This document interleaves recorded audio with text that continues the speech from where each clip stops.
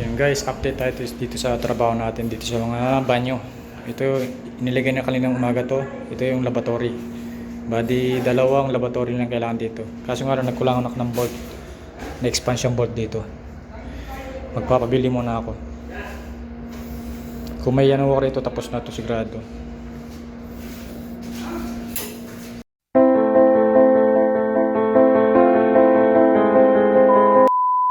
Ito yung mga stainless natin na dineliver. Ano to? 304. Yan, bali ito.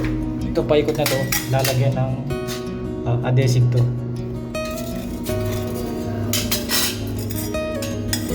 Pagkalagay dito, tapos sasalpak lang dito yan. Yan na siya.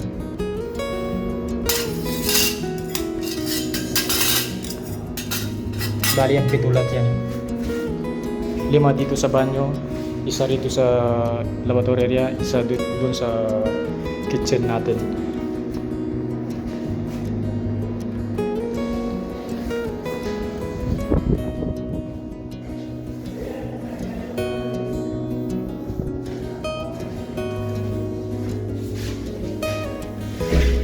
Bali, kukunti na lang yung mga silicone ko. Magpapabili muna ako ng 2 karton na to.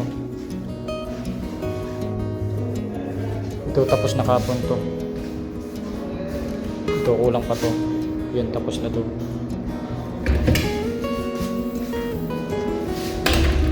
Ito.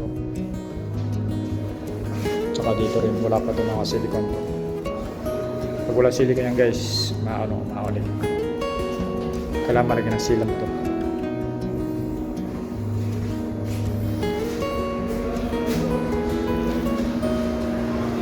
Baling taas natin ito guys, 85. Mula dito sa sahig hanggang sa taas ng counter.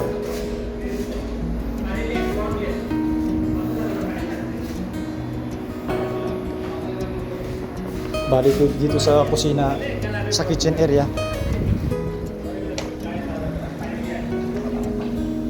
Ayan. Nagmimix sila ng adhesive. Ito nga pala yung gagamitin natin mga flashing. Ito.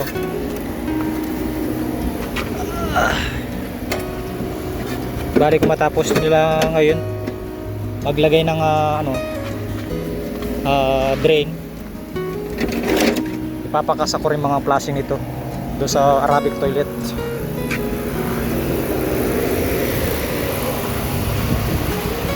Bumanat na naman dito yung init dito sa taas. Konting tsaga na lang.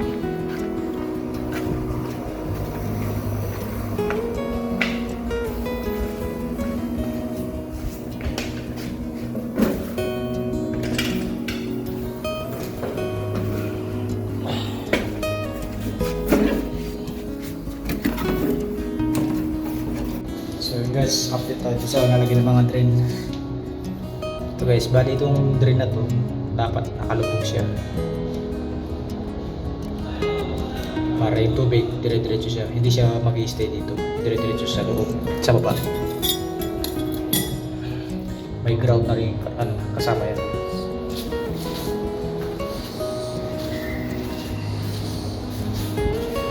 Tapos na ito. Ito pangalawa. Ito yung pangatlo. Yung pang-4. Yung pang-5. Pang-6. Tsaka pang-7 yung pang-kusina.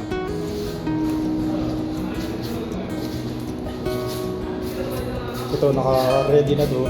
Kaso nga lang, hindi na lang maikabit dahil sobrang init dito. Ngayong oras. Umataw yung humidity around 3 o'clock ng hapon. Kaya di sila makapagtrabaho ng maigi.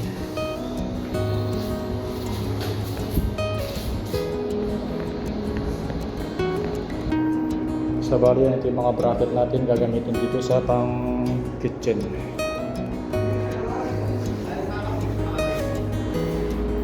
Bali ito yung natin, mga galvanized sheet. Ito 50% isa rito, 555 dito siya. Actually guys, dapat baliktad to. Para yung bracket.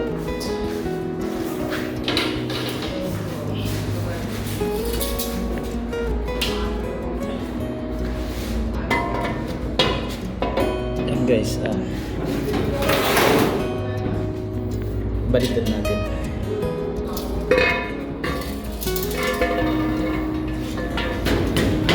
Yan siya.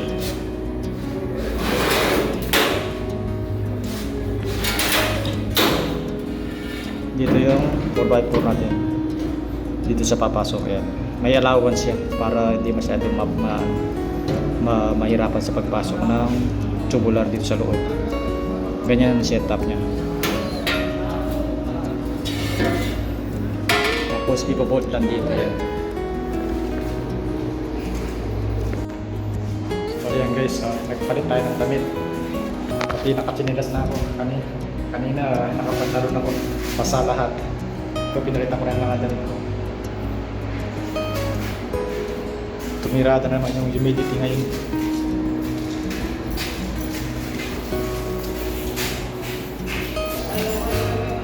Side. Ano side? Side dah. Volta.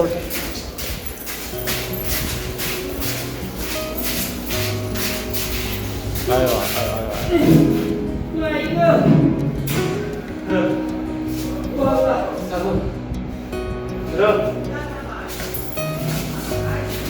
Kali side bus. What side?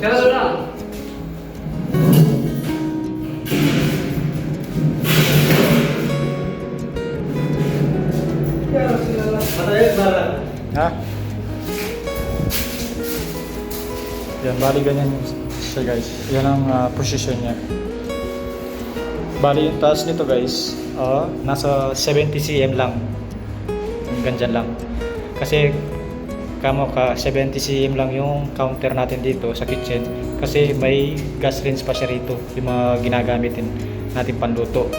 Tapos yung kaserola pa. Para hindi masyado, pag halimbawa in-exact natin ng 85 to o kaya 80, masyado lang mababa yung masyado lang mataas pala, baka mahirapan tayo sa pagluluto ganyan.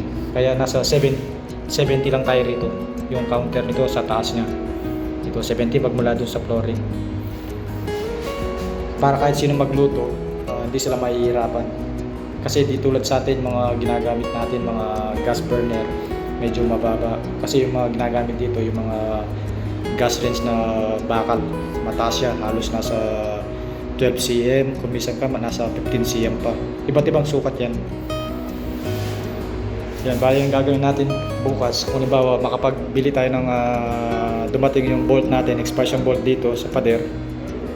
Isa't kalahati rito. Tapos yung kitchen sink, pag nandito na yung kitchen sink, tsaka natin isusunod dito kung anong balancer rito, tsaka balancer ron. Yun ang tirada natin dyan. Tignan nyo guys, puno ng pawis. Hirap ng sadi, hirap ng kumita ng pera.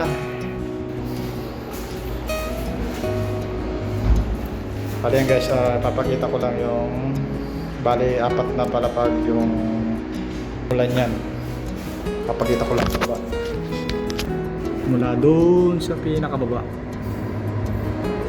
Diyan sa may pick up na yan. Inakyat din nila dito. Papunta lang dito. Sabi ko, iakyat nila ngayon para bukas. Magdidrill na lang sila bukas para hindi na sila mahirapan para bukas. Kahit sinabihan ko kahit humid, trabaho sila.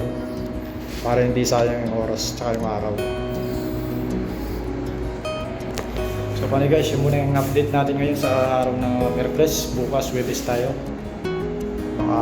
Ewan ko kung bukas kung titirada yung humidity, magtatrabaho tayo. Pero no choice tayo, dapat tayo magtrabaho.